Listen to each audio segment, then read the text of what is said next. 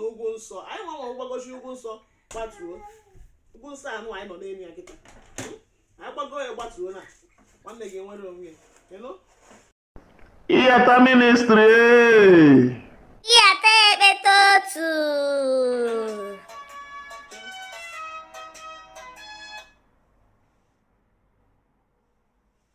Hello, God bless you. God bless you. Oh, enwetara m alert 300,000. Ngị nwa bụ Nneka?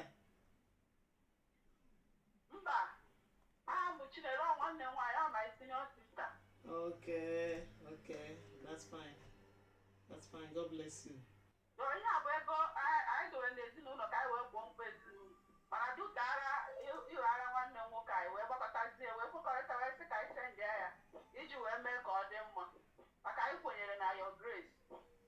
Etu a ka ọ dị. Nkwa nna ekwu ọnụ bụ na anyị nwa wee gbagoshi ugwu nsọ agbatuo nwanne gị nwoke enwere onwe ya. Ọ dịka mma wee gwa my prayer warriors ka ha kwadowe ka ha dị ready because anyị ga-aga mountain na mgbede a ka anyị na-emove. Anyị eje ugwu nsọ na mgbede a. Yes, I have assembled them. So mgbede a na mgbede a anyị emove jee ugwu nsọ. Anyị jechakwa ha n'ugwu nsọ ahụ anyị gbagochakwa ha na gbatuo nwanne gị enwere onwe ya. Etu a ngwa gị ka ọ dị. Ọkwa ugwu nsọ a anyị gbagokwa ha na-akpatu onwere onwe ya.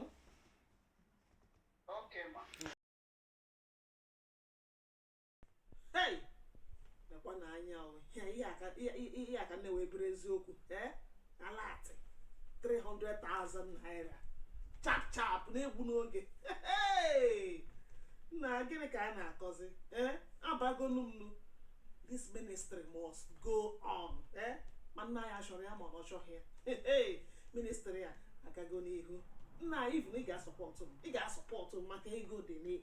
This is real business. Alert 300,000 naira. Nna biko nrishiri ahụ biko nụkwa m ije ugwu nsọ. Jee ugwu nsọ jebe gịnị? This guy asịrị m jee ebe nje ugwu Chineke m jee ugwu nsọ. Agwọ na-akpịtagbuo m ebe ahụ si m jee ugwu nsọ bịa gwọ nwanne ya ara. Maka ọmụkọrọ ya ara. Kwa mụ kọrọ nwanne ya nwoke ara m na-eji wee je ugwu nsọ. Nna biko ka nrishi ahụ biko nụkwa m ije ugwu nsọ je nya ya si nke a nnọọ kwadocha mụ agụ ugokwu dị ya n'azụ. Mụ bụ ugokwu dị ya n'azụ kwadocha nnọọ ejebe m ugwu nsọ jerebe aha ka na-ekwu njere mbuo ọnụ mbuo 1 day mbuo 2 days ka na-ekwu 3 days mụ nke a. Nna biko nrishiri ahụ do nụkwa m gịnị ka m na-eriri a ga-eselebrate ihe celebrate ka champagne na-adị ebe a champagne na anyị ele ya ewadị ya nụkwa m a ga-eselebrate ihe ya gịnị do choi nkelewe ya ọkwa dị forte champagne nke akara aka spumante roka dị forte ka mmanya ndị ike ya mmanya ndị nna ahụ mmanya na-ebute ala atị mmanya na-ebute ala atị mmanya na-ebute anointing mmanya na-ebute followers mmanya na-ebunye ike mmanya na-eme increase followers increase anointing ike ama akpọ ihe a kedu nna anyị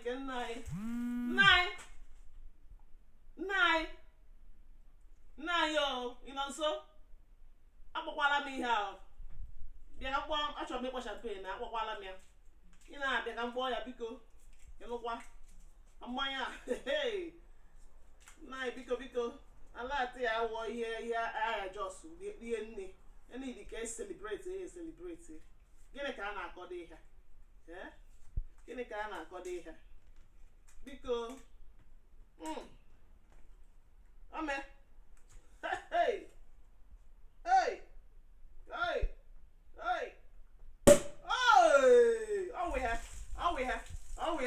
ọwụ ya mmanya ndị nna ya mmanya ndị ike mmanya more anointing. Cheers to more anointing, to more alert gbagam. Cheers to more followers, more wins, nna ya ka ihe nke a si wee gbụọ kịta o mere eme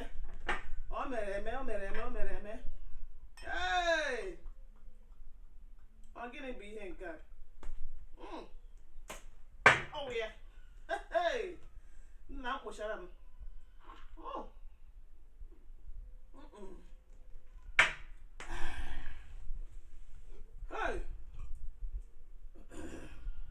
ọ bara aba nna ka anyị shiri ahụ nụkwa m ije ugwu nsọ agwọ na-apịtagbuo m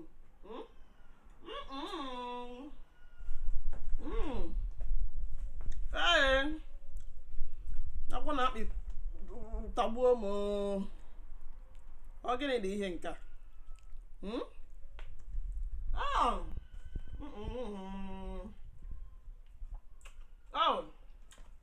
biko anyị shiri m ahụ biko isi ahụ do ọsị m nchebe ugwu nsọ ga-eso onye ọ mụ kọrọ nwanne ya ara mmejiji ugwu nsọ nwa tekwa time ebe ahụ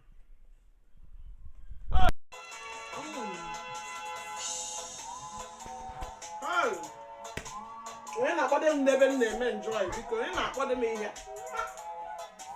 Chineke mee Chineke udo akwa Chineke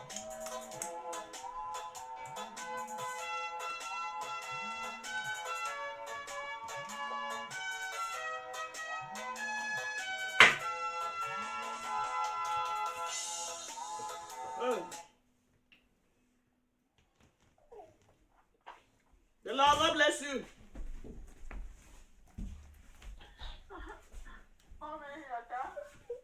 Onye?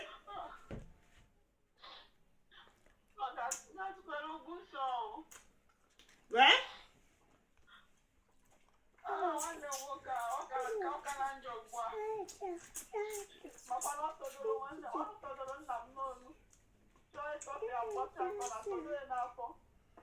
Yeah.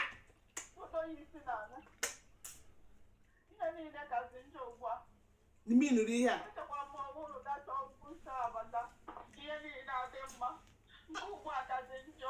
It's not cousin John. Hey, nah, yeah. Give us open now. I can open so. I can open so. What give us open? I know open so. Open so can I get that? One name again now. I just you open sir. What you? I want to open sir. You too.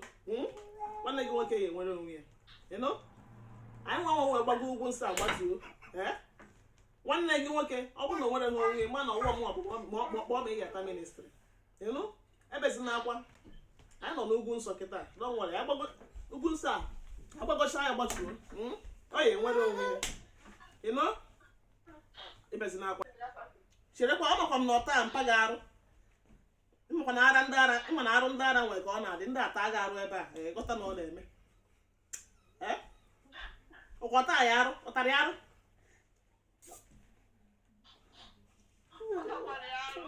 What are you?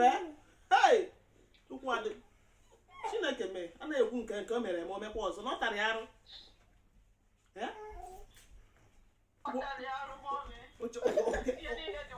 Or not wallow it you at I are. Eh? When you make the uneasy. Oh, one night and that I went on and I'm that I got away by now. In fact, in Kaga, who you at the yard. What are you sort of doing?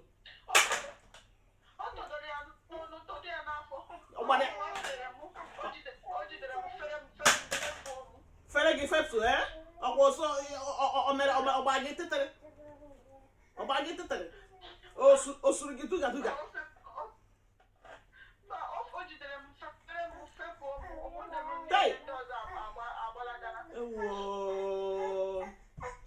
ọkwọ tagarụ oso wetagarụ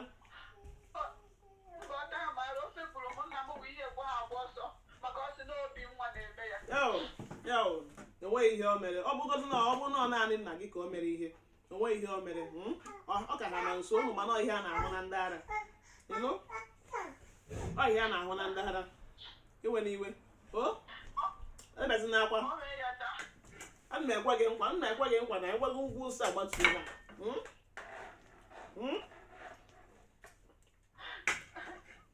enweghị ọgbagosi ugwu nsọ anyị ga-eme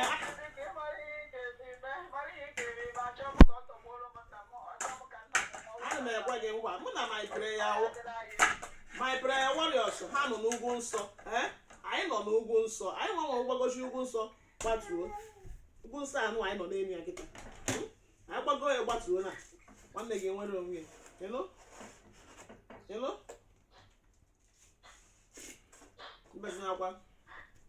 ebezinakwa o nwee okwukwe nwee okwukwe na nwanne gị nwoke nwere onwe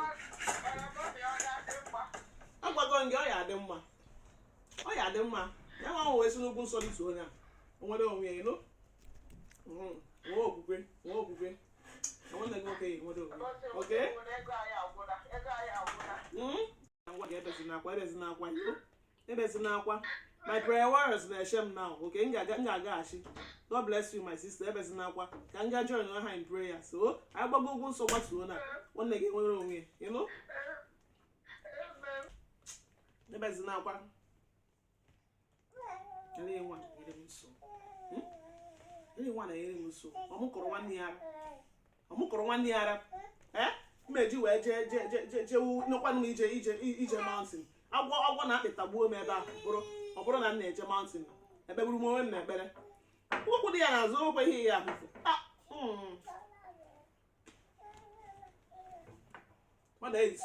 ahụkwa na amalị stọp gbuo m na n'ọkwa m na ọmarịcha celebration m na-eme na